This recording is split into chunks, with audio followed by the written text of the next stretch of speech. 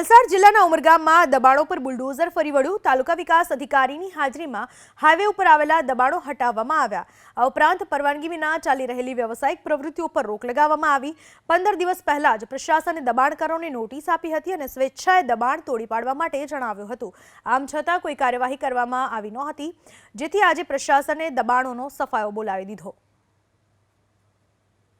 વલવાડા તાલુકા વલવાડા ગ્રામ પંચાયતમાં 871 survey number પર 73 જમીન પર બિનઅધિકૃત બાંધકામ થયેલું હતું, જેની કલમ 66 અન્વયે શરત ભંગ થયેલ, જે માટે રૂપિયા 34,000 જેટલી માતબર રકમ બી સરકારશ્રીમાં જમા કરાવેલી।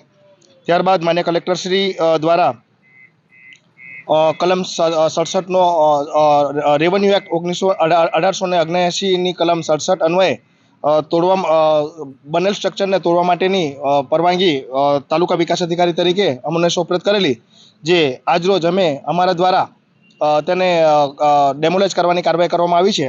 આ અન્વયે ગ્રામ પંચાયત દ્વારા તેઓને તારીખ 20ના રોજ નોટિસ આપી અને એમનો જે બી સામાન હોય એ લઈ જવા માટે સૂચના આપી હતી।